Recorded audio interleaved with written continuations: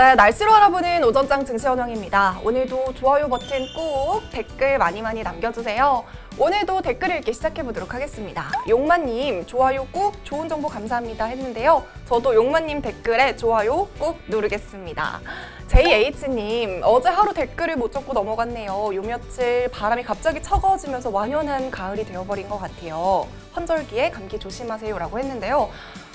벌써 가을입니다, 진짜. 예전 같았으면은 벌써 시간이 이렇게나 빨리 지나가 버렸어? 라고 생각할 것 같은데요. 요즘은 또 이런 생각이 드는 것 같아요.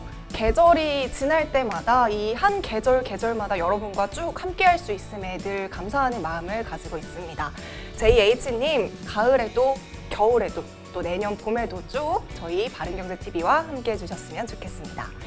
호범님, 삼전 액면 분할이 50분의 1로 분할이 되었나요? 라고 하셨는데요. 네, 맞습니다. 2018년에 삼성전자가 50분의 1로 액면 분할을 했고요. 그래서 53,000원의 시가를 형성해서 최근에 동학 개미 운동이 시작이 되면서 삼성전자가 최근에 6만 원까지 돌파했습니다. 또 후보님께서는 저희 오타를 발견해 주셨는데요. 이거 짚어주신 거 너무너무 감사합니다.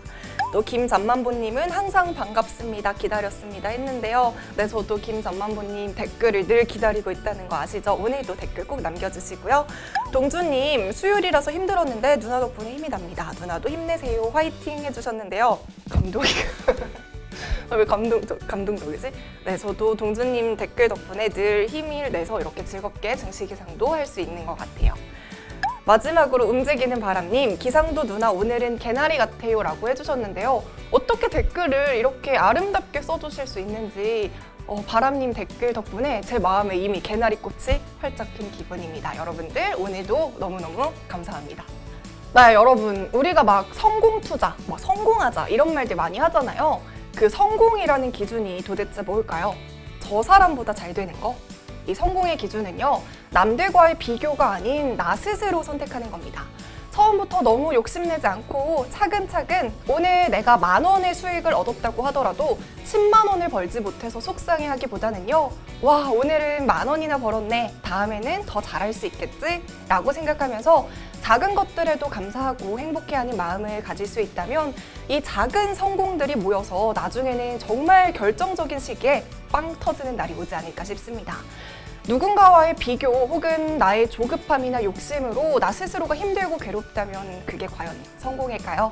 네, 여러분들의 작은 성공담들 저에게 댓글로 공유해 주시고요. 우리 같이 서로 힘이 되고 응원하면서 빵 터지는 날을 함께 만들어 갔으면 좋겠습니다.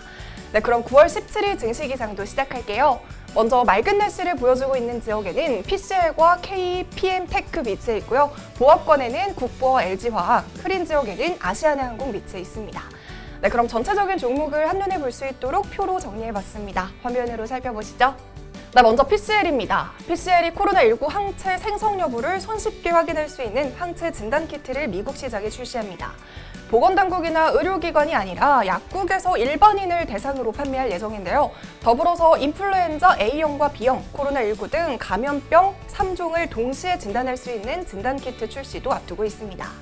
현재 약국에서 판매 가능한 코로나19 항체 진단키트를 개발한 뒤에 미국에서 임상을 진행 중에 있다고 하는데요. 해당 진단키트의 미국 판매를 위해 미국 FDA의 긴급 사용 승인 절차를 밟고 있습니다. 이 진단키트는 10분이면 코로나19 감염으로 인한 항체 생성 여부를 확인할 수 있는 신속 진단 제품인데요. 미국에서 EUA를 받은 항체 진단키트는 세계적으로 45개 제품이 있고요. 이 가운데 신속 진단이 가능한 제품은 수젠텍 제품을 포함해서 14개입니다. 만약 이 제품이 긴급 사용 승인 절차를 획득하면 검사 대상자가 직접 사용할 수 있는 첫 코로나19 진단 키트가 된다는 것이 주목할 만한 사안입니다. 네, 국내에서는 임신이나 당뇨병, 자궁경부암 등과 관련한 일부 진단키트만 약국에서 판매할 수 있도록 하고 있어서 이 제품의 약국 판매가 국내에서는 어렵지만요. 미국 약국에서는 판매가 가능하고 또 코로나19 확진자를 양성으로 인지하는 정도인 민감도에서 FDA 요구 기준인 90% 수준을 충족할 만큼 EUA 획득이 가능할 것으로 전망하고 있습니다. 이어서 KPM테크입니다. KPM테크와 텔콘, RF제약이 투자한 미국 신의학 개발 회사인 휴머니젠이 나스닥 시장에 상장될 예정입니다. 휴머니제는 현지 시각으로 15일 나스닥으로부터 상장 승인을 받았다고 밝혔는데요. 주식 공모 이후 가격 결정 과정을 거쳐서 상장될 예정입니다. 네, 휴머니제는 보유 파이프라인인 렌즐루맙을 활용해서 코로나19 치료제를 개발하고 있는 기업인데요. 현재 미국 임상 3상이 진행 중에 있습니다. 7월에도 휴머니젠의 나스닥 상장 이야기가 나올 당시에 KPM테크와 텔폰 RF 제약의 주가가 급등세를 보였는데요. 7월 당시에 휴머니젠은 미국 장외 주식시장에서 주당 4.4달러에 거래가 되고 있었습니다. 그 당시 KPM테크와 텔폰 RF 제약이 투자했던 주당 매입 가격이 0.87달러 대비 약 400% 이상 오른 수치였죠. 2달 정도가 지난 지금 휴머니제는 5대1로 주식 병합 결정에 따라 지난 14일부터 장외시장에서 병합된 가격으로 거래가 되고 있는데요. 15일 종가를 기준으로 9.75달러에 거래를 마쳤습니다. 이처럼 KPM테크 측에서도 유명한 파이프라인을 보유한 회사에 투자한 것이 단기간 내로 성과를 보여주고 있는 만큼 휴머니젠의 나스닥 상장 시에는 주가가 더욱더 탄력을 받을 것으로 기대하고 있다고 말하고 있습니다. 네, 이번에는 보합권에 위치한 국보입니다. 국보에서 스카이바이오와 손을 잡고 생산 중인 KF94 마스크가 미국 FDA 승인을 받았다고 밝혔습니다.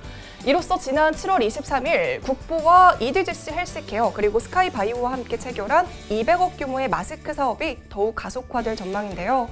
특히 국보의 마스크 수출 사업을 본격화한다는 점에서 의미가 있습니다. 국보는 지난 7월 16일 공시를 통해서 KF형 마스크 생산 설비 32대를 68억 6,400만 원에 취득한다고 공시한 바 있는데요. 국보의 KF형 마스크 생산 설비는 3D 4중 마스크 제조 자동 설비로 한 대당 최대 마스크 생산 능력이 분당 70개에 이르고요. 불량률이 적다는 강점이 있습니다. 또한 KF94 인증을 취득한 마스크가 FDA 승인과 수출 공급 계약까지 함께 체결한 상장사는 국보와 국제약품 2개 업체뿐인 것으로 알려졌는데요. 이번 FDA 승인은 마스크 수출에 대한 교두보가 마련될 것으로 큰 의미를 갖고 있습니다.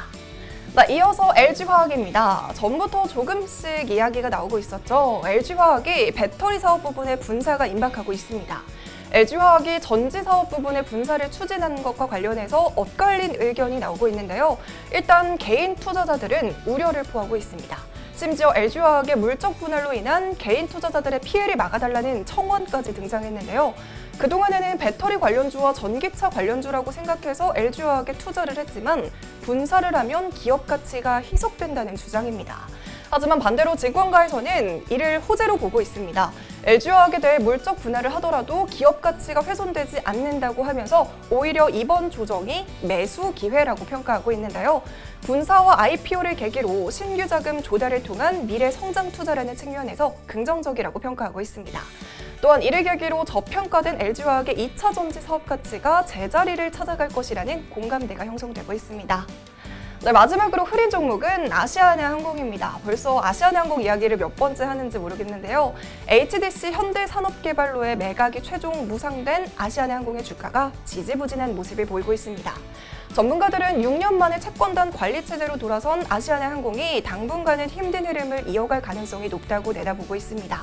흥미로운 사실은 아시아나항공을 인수하려고 했던 HDC 현대산업개발의 신용평가가 달라졌다는 점인데요. 한국신용평가에서는 HDC 현산의 신용등급을 기존 하향 검토에서 안정적으로 변경했습니다. 아시아나항공의 재정 악화에도 불구하고 인수하려고 했던 HDC 현산의 위험 요소가 사라졌기 때문입니다. 반면에 아시아나항공의 신용등급은 하향 검토로 변경이 됐습니다. 더불어서 아시아나항공의 인수합병 무산으로 금호석유에도 불똥이 튀길 수 있다는 우려가 생겼는데요. 새 주인을 찾지 못한 아시아나를 관리하게 된 산호은행 등 채권단은 감자를 포함한 경영 정상화 방안을 논의하기 시작하면서 금호석유가 보유하고 있는 주식에 대한 감자 가능성도 제기되고 있는 상황입니다. 네, 지금까지 증시기상도 김선이었습니다. 여러분 오늘도 좋은 하루 보내세요.